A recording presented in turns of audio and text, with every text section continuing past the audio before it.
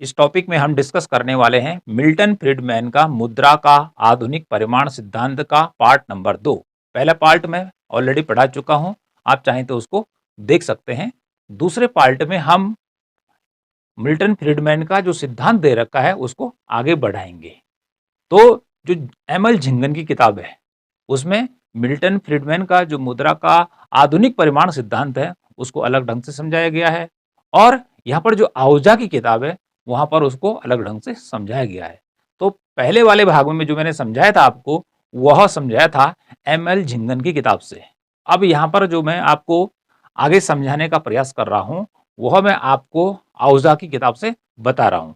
तो दोनों किताबों में जो बातें कही गई हैं डिफरेंट डिफरेंट है, लेकिन दोनों का मीनिंग क्या है, एक ही है।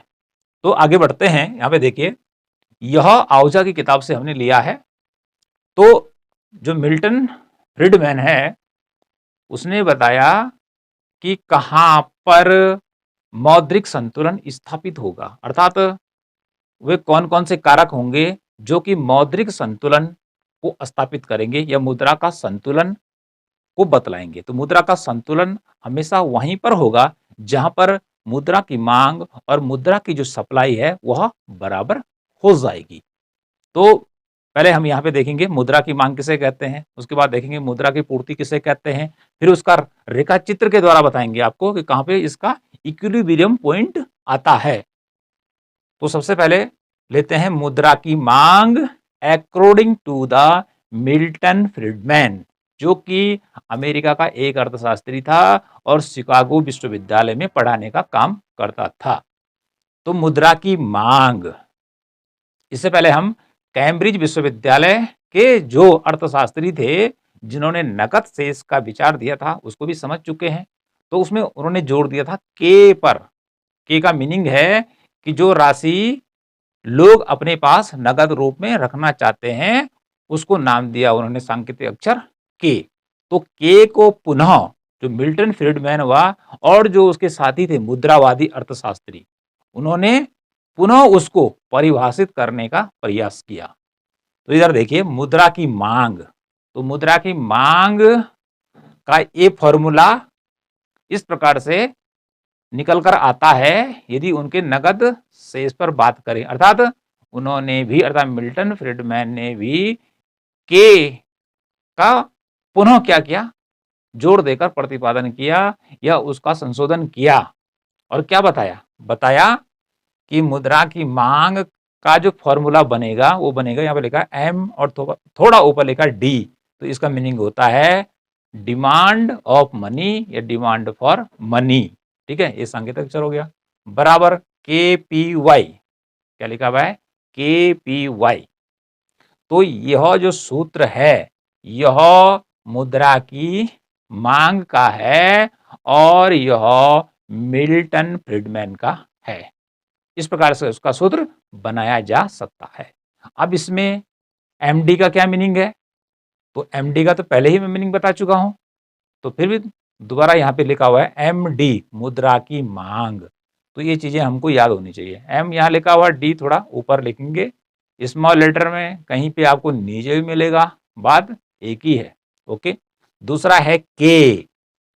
अब के को क्या बताया उसने, राष्ट्रीय आय का अनुपात जिसे लोग नकद अपने पास रखना चाहते हैं, अर्थात राष्ट्रीय आय में से कितना पैसा या धन लोग अपने पास नकद रूप में रखना चाहते हैं। माना कि राष्ट्रीय आय है 1 अरब रुपये और उसमें लोग अपने पास नगद रूप में रखना चाहते हैं 50 करोड़। इसका ये मीनिंग होता है। ठीक है, अगला है पी वाई। पी वाई इसका मीनिंग क्या लिया है कि राष्ट्रीय आय, इसमें बताया गया है वर्तमान मौद्रिक आय, मॉनेटरी इनकम की बात की गई है, जिसे कीमत स्तर से गुणा करने पर प्राप्त किया जाता है। अर्थात जो ये पी वाई निकलता है, पी फॉर तो है प्राइस, और जो वाई फॉर है, वाई फॉर का मीनिंग होता है कि देश के अंदर जितना भी प्रोडक्शन हो रहा है वस्तुओं और सेवाओं का, उनकी संख्या का यहां पर जो वाई आएगा उसे पी से गुणा कर दिया जाएगा, और गुणा करने पर जो राशि आएगी वह कहलाएगी कि राष्ट्रीय आय का मौद्रिक जो आय है वर्तमान में, जिसे कीमत स्तर से गुणा करने पर प्राप्त किया जाता है, तो जिन हम वस्तुओं और सेवाओं की बात कर रहे हैं वाई से वो आता है जीडीपी में, ग्रोस डोमेस्टिक प्रोडक्ट। देश के अंदर जितनी भी वस्तुओं और सेवाओं का एक साल में प्रोडक्शन हो रहा है, ठीक है, उनकी संख्या ज्ञात कीजिए और उनको प्राइस से मल्टीप्लाई कर दीजिए। उसके बाद जितनी अमाउंट बनेगी, जितनी राशि बनेगी, ठीक है, वो क्या बन जाएगी, वह राष्ट्रीय आय बन जाएगी। अब यहां पर एक उदाहरण के द्वारा अर्थात गणितीय उदाहरण के द्वारा सरल भाषा में समझते हैं इसको, कि देखिए जैसे के है और पी वाई, जैसे यहां पे लिखा के पी वाई, तो पी वाई, तो पी वाई हमने क्या बोला, इसको यहां पे समझिए। पी का अर्थ है कीमत स्तर, कि बाजार में वस्तु की कीमत कितनी है, औसत कीमत, गुणा वाई। वाई का मीनिंग है कि वस्तु और सेवाओं का कितना उत्पादन हुआ है। तो देखिए माना की कीमत है 5 रुपया, औसत कीमत कितनी है, 5 रुपया है, ठीक है। वस्तु का या सेवा का उत्पादन कितना हुआ है, वो हुआ है 16। तो 16 और 5 को गुणा कर देंगे तो 16 पंजे 80। तो ये पी वाई कितने निकल गया, आ गया, जो पी वाई है, जो राष्ट्रीय आय है, वो कितने निकल कर आ गई है, 80 रुपये आ गई है। इस प्रकार इसको निकाला जाता है। हमेशा जब भी मैं बताता हूं तो छोटा उदाहरण बताता हूं जिसे समझ में आ जाए। तो जब इतना छोटा उदाहरण हमारी समझ में आ जाएगा तो हम बड़ी राशि, चाहे करोड़ में है चाहे अरब में है, उसको भी निकाल सकते हैं। लेकिन जब भी आप एग्जाम के अंदर लिखेंगे तो छोटे उदाहरण ही दीजिए, बड़े उदाहरण देंगे तो फिर गुणा भाग के चक्कर में आप फंस जाएंगे। ओके, अब देखिए के का मीनिंग हमने पहले बताया कि यहां पर जो टोटल मौद्रिक आय है या राष्ट्रीय आय का उसका कितना भाग देश के लोग अपने पास नगद रखना चाहते हैं, घर में रखना चाहते हैं, जेब में रखना चाहते हैं, ठीक, किसी भी रूप में रखना चाहते हैं, लेकिन नगद रूप में रखना चाहते हैं। तो इसमें से अब हमारा बात देखिए, हमने यहाँ पे निकाल दिया कि पी वाई है, अर्थात देश की राष्ट्रीय आय कितनी है, 80 रुपया है। कितना वह अपने पास नगद रूप में रखना चाहते हैं, माना बात वो 1/2 रखना चाहते हैं, तो 1/2 गुणा 80, इसका मीनिंग हो गया 2 का भाग इधर देंगे किसमें, 80 रुपये में। तो इस प्रकार से 40 रुपये आ जाएगा के का मान, अर्थात 40 रुपया लोग अपने पास नगद रूप में रखना चाहते हैं, ठीक है।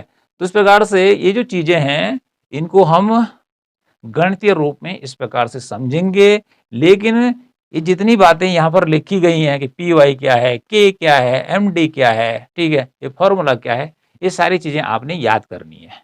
बिना याद किए कुछ होने वाला नहीं है, इसलिए मेहनत करनी पड़ेगी। ओके, आगे बात करते हैं कि जो मिल्टन फ्रीडमैन है उसका मानना था कि मुद्रा की मांग मौद्रिक आय के अलावा अन्य बातों पर भी निर्भर करती है। मौद्रिक आय की मांग अर्थात मौद्रिक आय का मीनिंग ये है कि वर्तमान में जो कीमतें चल रही हैं उस आधार पर जितनी आय प्राप्त हो रही है, तो मौद्रिक आय की आदमी डिमांड करता है। तो इसको तो पहले ही पढ़ा चुके हैं कि व्यक्ति आय की मांग किस लिए करता है, कि व्यक्ति बॉन्ड खरीद कर भी पैसा कमाना चाहता है, इक्विटीज खरीद कर भी पैसा कमाना चाहता है। उसकी रुचि अधिमान है कि वह किन वस्तुओं को ज्यादा पसंद करता है, इसके लिए वो भी पैसे की मांग करता है। वह भौतिक संपत्ति के लिए खरीदने के लिए भी मुद्रा की मांग करता है। यदि उसे सोना खरीदना है, चांदी खरीदना है, यदि उसको भविष्य में पता है कि इससे मुझे बेनिफिट होने वाला है, ये इक्विटीज के अंदर ज्यादा लाभ मुझे भविष्य में मिलने वाला है, या मुझे बॉन्ड खरीद कर ज्यादा लाभ मिलने वाला है, तो इसलिए वह ज्यादा मुद्रा की मांग अपने पास करता है कि जिससे वो पैसे के द्वारा पैसा कमा सके। तो यहाँ पर मिल्टन फ्रीडमैन क्या कह रहा है कि मौद्रिक आय के अलावा व्यक्ति जो है मुद्रा की मांग, अन्य चीजों का भी मुद्रा की मांग पर असर पड़ता है। तो ये बातें कौन कौन सी हैं, ब्याज दर, ब्याज की दर। अब देखिए ब्याज की दर को कैसे समझना है, कि माना कोई व्यक्ति क्या करता है, उसके पास है 100 रुपए और बैंक में पैसा जमा करना चाहता है और ब्याज की दर है 5%। तो इसका मीनिंग क्या हुआ, एक साल में उसको कितने रुपए की प्राप्ति होगी, 100 रुपए पर, 100 रुपए से 100 रुपए गया और उसको मिलेगा 5 रुपया। ओके, इतना मिलेगा उसको, ठीक है। तो यदि ब्याज की दर क्या होती है, कम रहती है, तो फिर वह क्या करेगा, नगद मुद्रा अपने पास नहीं रखेगा ज्यादा, ठीक है। लेकिन यदि ब्याज की दर क्या हो जाती है, 5% के बदले 15% हो जाती है, तो व्यक्ति क्या करेगा, ब्याज के द्वारा लाभ कमाना चाहेगा। तो वह देखेगा 15% में ज्यादा लाभ हो रहा है, तो उस पैसे को कहां लगा देगा, बैंक में जमा कर देगा।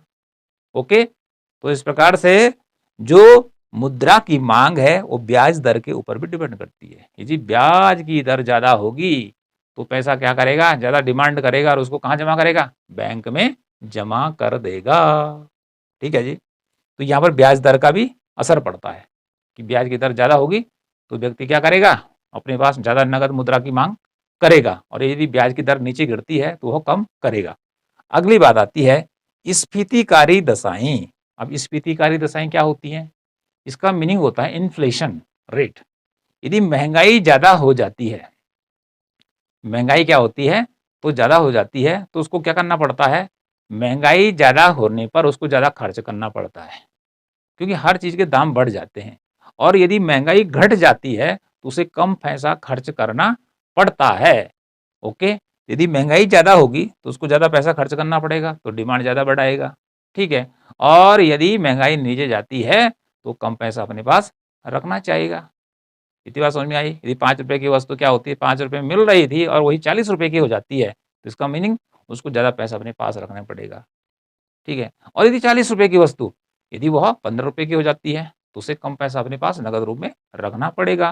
तो इस प्रकार से जो कीमतें होती हैं वस्तुओं और सेवाओं की, वो बदलती रहती हैं। ये तो आपको भी अनुभव होना चाहिए कि बाजार में कभी किसी वस्तु की कीमत कुछ होती है, कभी कुछ हो जाती है। ओके जी। अगला आता है भुगतानों की बारंबारता। भुगतानों की बारंबारता का मीनिंग है कि यदि कोई फर्म है या कोई इंसान है, वो क्या करता है कि उसके यहाँ जो कर्मचारी हैं उनको वेतन देता है पर मंथ, मतलब 30 दिन पूरे होने पर वह उनको वेतन देता है। जैसे अप्रैल का महीना पूरा हुआ उसके बाद वेतन देगा, फिर मई का महीना होगा अंत में खत्म, फिर वेतन देगा। तो यदि वह ऐसा करता है तो 30 दिन तक उसे पैसा उनको देना नहीं पड़ेगा। तो ऐसे में क्या होगा, जो मुद्रा की वेलोसिटी होगी वो कम होगी, क्योंकि पैसा उसी के पास है, मालिक के पास है, उसने 30 दिन बाद देना है। लेकिन मालिक क्या करता है, उसका भुगतान पर वीक कर देता, पर सप्ताह कर देता है, या उसको पर डे करता है, तो पर डे उसको पेमेंट करना पड़ेगा। किसको, कर्मचारियों को। तो जितनी बार वो पेमेंट करेगा तो क्या होगा, इससे क्या होगा कि मनी बार बार उसकी बारंबारता बढ़ जाएगी। ठीक है, अर्थात 10 रुपए देता है माना बाद, तो 10 रुपए यदि वो देता है फिर अगले को भी 10 रुपए देगा, वो 10 रुपए देगा, इस प्रकार से देगा, और फिर वो आगे उसको बाजार में खर्च करेंगे, तो उसकी वेलोसिटी बढ़ जाएगी, उसका वेग बढ़ जाएगा। कहने का मीनिंग है यदि 10 रुपए का नोट यदि 50 लोगों से होकर गुजरता है तो वेलोसिटी कितनी होगी, 50 हो जाएगी, लेकिन काम कितना करेगा, 50 गुणा 10, 500 रुपए का वह काम करेगा। तो भुगतान यदि लंबे समय बाद करेंगे तो वेलोसिटी कम होगी, लेकिन यदि सप्ताह के अंदर या पर डे पर मजदूरी का भुगतान किया जाता है तो मुद्रा की वेलोसिटी बढ़ जाती है। ओके, तो ब्याज की दर, स्फीतिकारी दशाएं जिसमें महंगाई आती है या फिर उसमें महंगाई फिर कम हो जाती है, वस्तुओं के दाम घट जाते हैं, या फिर भुगतानों की बारंबारता, ये सारी चीजें हैं जो कि मुद्रा की मांग को क्या करते हैं, प्रभावित करने का काम करते हैं। ये किसने बताया, मिल्टन फ्रीडने बताया। आगे क्या बोला, यहाँ पे लिखा मेरा, उपरोक्त बातें दी होने पर, अर्थात ये चीजें 1 2 3 4 मौद्रिक आय, यदि ये बातें दी हुई हों किसी समय विशेष पर, तो क्या होगा, लोग या फर्में आय का एक निश्चित भाग नकद रखना चाहेंगे। ठीक है, ब्याज कमाने के लिए अर्थात लाभ कमाने के लिए अपने पास नगद रूप में मुद्रा रखना चाहेंगे। यदि महंगाई ज्यादा बढ़ जाती है तो ज्यादा खर्च करना पड़ेगा, तब भी उनको अपने पास नगद पैसा रखना पड़ेगा। यदि भुगतान बार बार करना पड़ता है या महीने में करना पड़ता है, तब भी आदमी क्या करना पड़ेगा, उसे पैसा अपने पास रखना पड़ेगा, जिससे कि उनका भुगतान कर सके या जो उसके खर्चे हैं उनको पूरा कर सके। तो आपने ब्याज की दर याद रखनी है, स्फीतिकारी दशा याद रखनी है, महंगाई होती है इसमें, और भुगतानों की बारंबारता। तो यदि ये बातें दी हुई हों, ठीक है, तो व्यक्ति क्या करेगा, अपनी आय का एक निश्चित भाग, चाहे आदमी है और चाहे फर्में हैं, फर्म मीन्स जितनी फैक्ट्रियां देश के अंदर, उनके जो मालिक है उनको तो पेमेंट करना है, या वो पैसा कमाना चाहते हैं ब्याज पर पैसा देकर, ठीक है, तो उनको हर समय एक भाग क्या करना पड़ेगा, अपने पास नगद रखना पड़ेगा। कैसे रखना पड़ेगा, माना कि अब बड़ा उदाहरण देता हूं कि 100 रुपया टोटल इनकम है और उनको पता है इन सारी चीजों के होने पर वो क्या करेंगे, इसमें से माना कि उसको लगता है कि यदि मैं 60 रुपये खर्च कर देता हूं तो 100 रुपये से 60 घटा दीजिए, ठीक है जी, 60 घटा दीजिए, 40 रुपये को अपने पास नकद रख लेगा, ठीक है, क्योंकि उसे इन चीजों पर भी उसको व्यय करना पड़ेगा। इतनी बात तो क्लियर हो गई होगी। तो ये चीज दिखाती है मुद्रा की मांग, ठीक है जी। तो मुद्रा की मांग बहुत सारी चीजों के ऊपर डिपेंड करती है कि जो आदमी है वो मुद्रा की मांग क्यों करता है। तो इधर मिल्टन फ्रीडमैन की बातें हम बता रहे हैं कि उसने कहा मुद्रा की मांग जो प्रभावित होती है, एक तो मौद्रिक आय है कि जो व्यक्ति क्या करता है, कमाने का काम करता है। इसके अलावा ब्याज दर यदि ज़्यादा होगी तो वह नगद पैसे अपने पास रखेगा। जिस दिन उसको पता चलता है कि ब्याज दर अगले दिन बढ़ गई है तो क्या करेगा, तुरंत वहाँ पैसा लगा देगा। अगला, उसे पता है कि महंगाई बढ़ने वाली है, आगे आने वाली है, तो वह वर्तमान में खर्चे को बढ़ा देगा। उसे पता है कि भविष्य में आने वाली वस्तु 25 रुपये की हो सकती है और अभी 10 रुपये की मिल रही है, तो अपना खर्चा बढ़ा देगा। तो उसके लिए क्या चाहिए, उसको नगद मुद्रा चाहिए।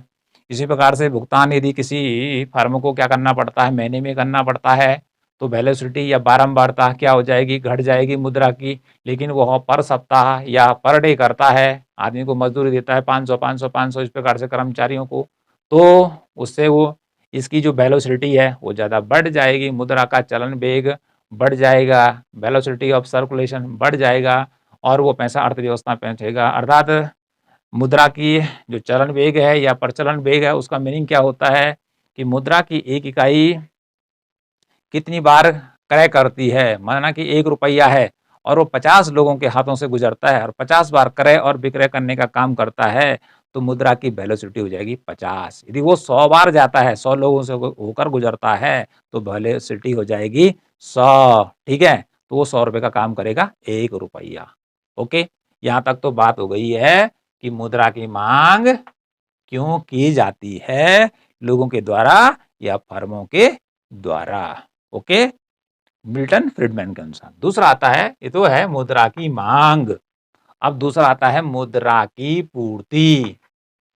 मांग कौन करता है, मांग तो फर्में कर रही हैं, ठीक है, देश के आम लोग कर रहे हैं मुद्रा की मांग। अब यहां पर बात आती है कि मुद्रा की जो पूर्ति है, मुद्रा की पूर्ति कौन करता है देश के अंदर, मुद्रा की पूर्ति सरकार के द्वारा की जाती है, देश के केंद्रीय बैंक के द्वारा की जाती है। यदि भारत की बात करें तो मुद्रा की पूर्ति अर्थात मुद्रा को छापने का काम कौन करता है, रिजर्व बैंक ऑफ इंडिया करता है। ऐसे प्रत्येक देश के अंदर सेंट्रल बैंक होता है जो मुद्रा को छापने का काम करता है और मुद्रा की पूर्ति को करने का काम करता है, ठीक है। तो इधर क्या बता रहा है मिल्टन फ्रीडमैन, जैसे मुद्रा की पूर्ति को कैसे लिखेंगे, एम और ऊपर लिख देंगे एस। इसका मीनिंग हो गया कि सप्लाई ऑफ मनी, ठीक है, स्मॉल ऊपर लिख दिया, कहीं नीचे भी लिखा रहा था चल जाएगा। तो मुद्रा की पूर्ति होगा सप्लाई ऑफ मनी। तो किसी समय विशेष पर, माना कि अभी हम पूरे देश में यदि भारत की बात करें और यदि हम मुद्रा की टोटल गिनती कर दी जाए कि कितना पैसा इसमें देश की अर्थव्यवस्था में है टोटल, तो वह निश्चित होगा, माना कितना है 100 अरब हो गया, ठीक है, काल्पनिक हो गया 100 अरब है। तो ये मानता है कि मुद्रा की पूर्ति स्थिर रहती है, मतलब किसी समय विशेष पर मुद्रा की पूर्ति क्या होती है, स्थिर रहती है, मतलब फिक्स रहती है। क्योंकि उसको छापने वाला, उसको निकालने वाला, जारी करने वाला, क्योंकि एक ही प्राधिकारी है, एक ही अधिकारी है, अर्थात एक ही बैंक है पूरे देश के अंदर। ओके, जैसे रिजर्व बैंक ऑफ इंडिया की बात मैंने की। तो आय परिवर्तन का इस पर कोई प्रभाव नहीं पड़ता है। अब आय बढ़े या घटे, मुद्रा की पूर्ति तो उतनी रहेगी।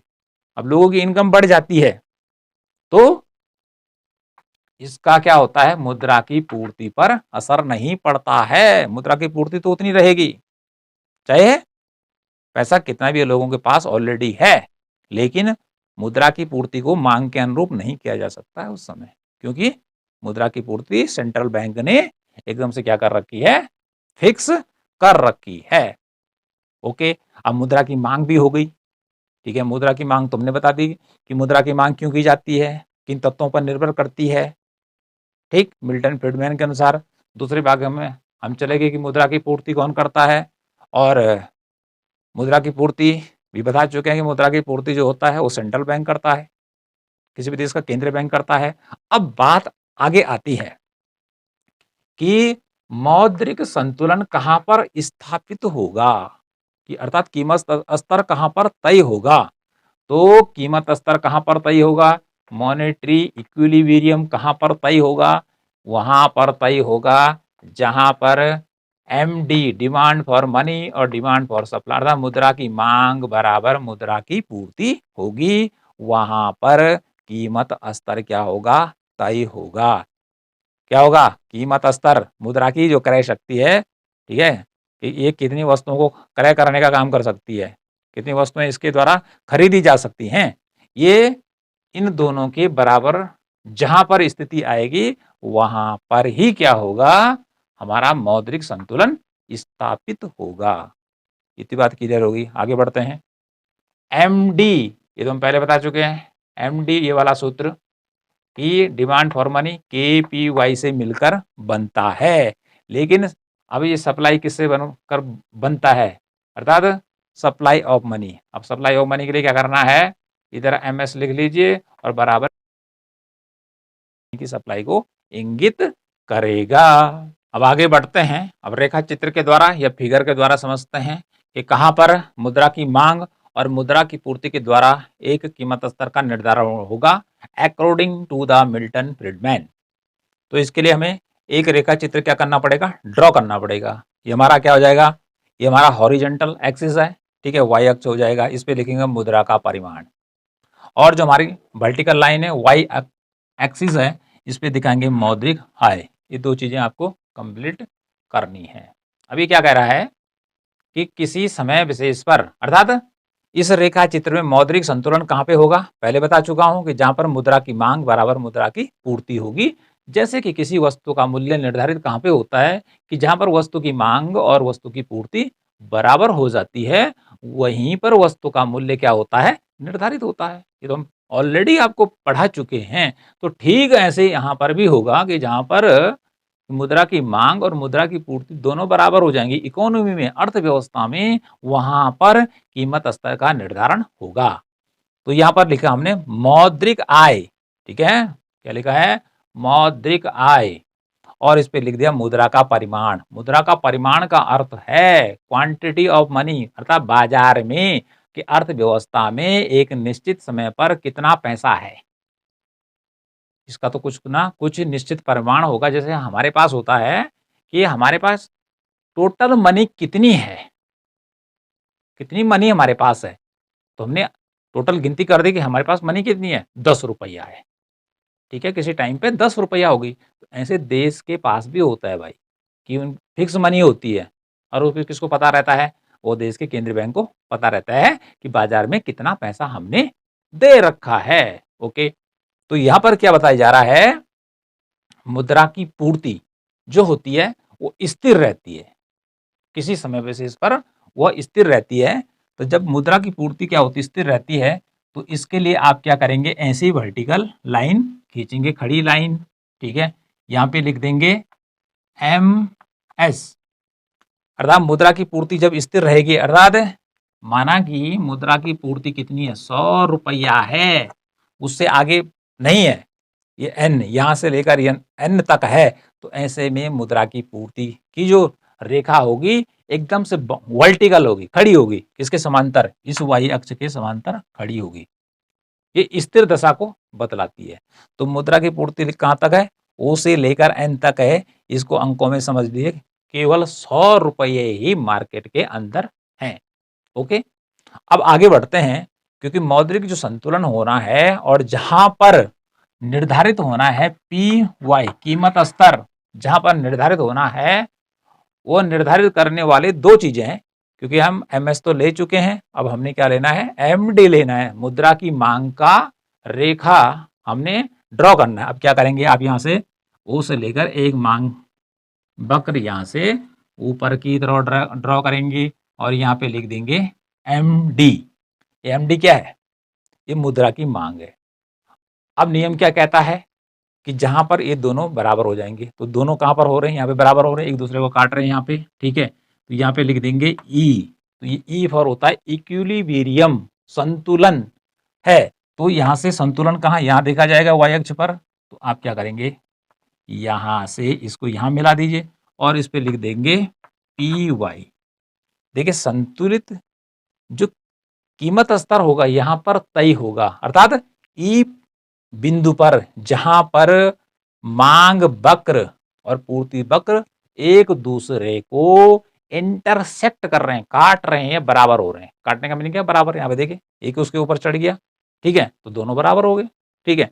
उसके बाद यहाँ देगा तो संतुलित कीमत अर्थात ओ एन, जब मुद्रा की मांग, अब यहाँ मुद्रा की मांग और पूर्ति दोनों एक साथ आ जाएगी, इतनी है, तो संतुलित जो कीमत स्तर है वो कितना तय हो गया, पी वाई। इसको किससे दर्शाएंगे, पी वाई से दर्शाएंगे। अब होता क्या है, अब समझने वाली बात क्या है, अब इसको हम यहां पर देखते हैं। इसको मैं एक रेखा नीचे खींचता हूं और यहाँ पे देखिए इसको हम आगे बढ़ाते हैं। अब माना कि मुद्रा की पूर्ति यहां से लेकर इतनी है ओ एन, ठीक है, और यहाँ पर मैं पीछे कर देता हूँ N1 और इसको घटा के कर देता हूँ 50 रुपया माना, ठीक है। तो क्या होगा, इससे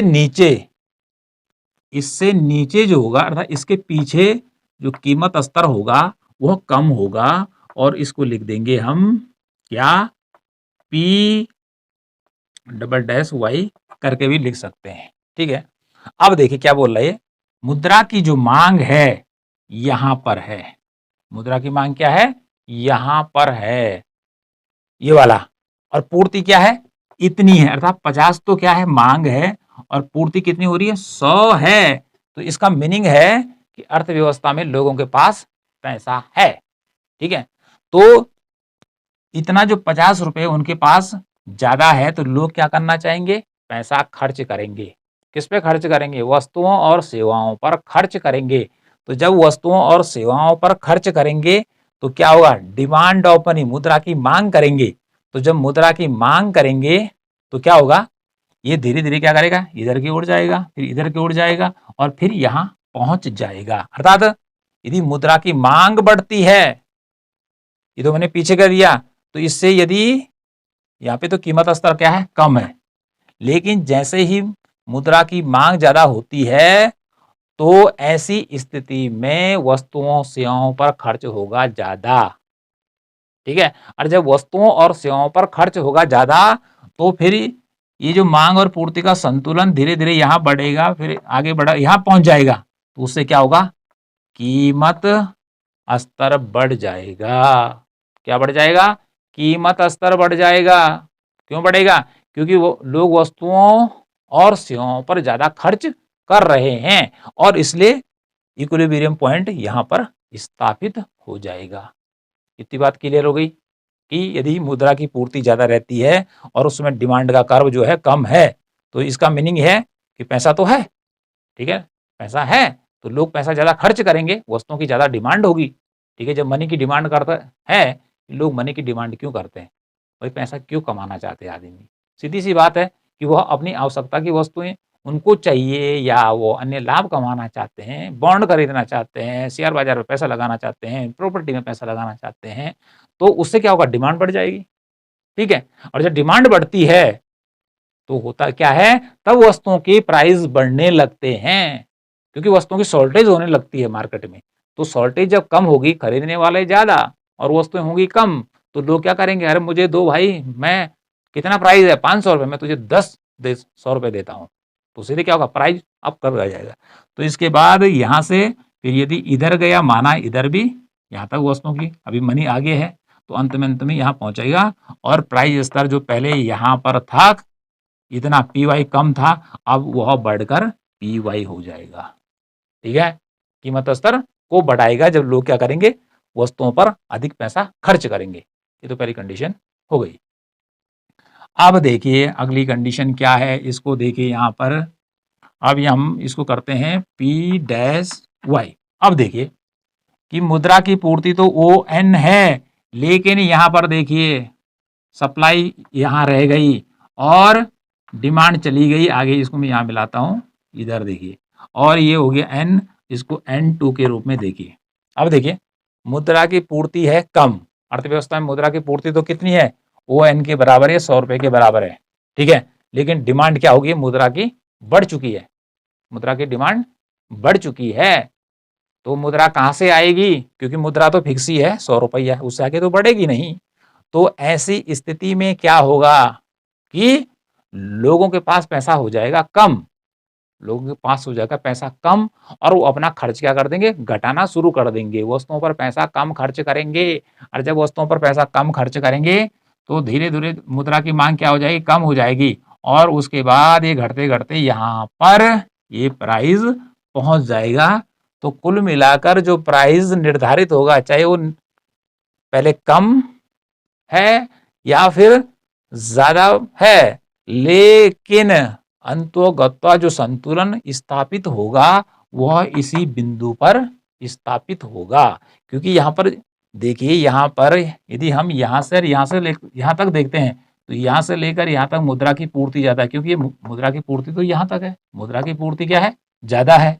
और इससे इधर की तरफ नजर डालते हैं तो यहाँ मुद्रा की पूर्ति की तुलना में मुद्रा की मांग ज्यादा है, ठीक है। इसलिए संतुलन स्थापित करने के लिए यहाँ खर्च ज्यादा होगा तो यहाँ ऊपर पहुंचेगा, तो कीमत स्तर बढ़ेगा। पहले कीमत स्तर कम है, ठीक है।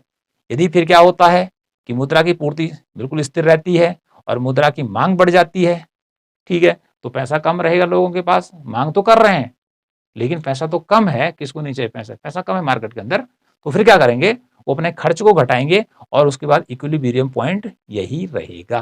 तो इस प्रकार से कहने का मीनिंग क्या है मिल्टन फ्रीडमैन का, कि मौद्रिक संतुलन कहां पे स्थापित होगा, जहां पर MD is equal to MS होगा, अर्थात जहां पर मुद्रा की मांग और मुद्रा की पूर्ति क्या होगी, बराबर होगी।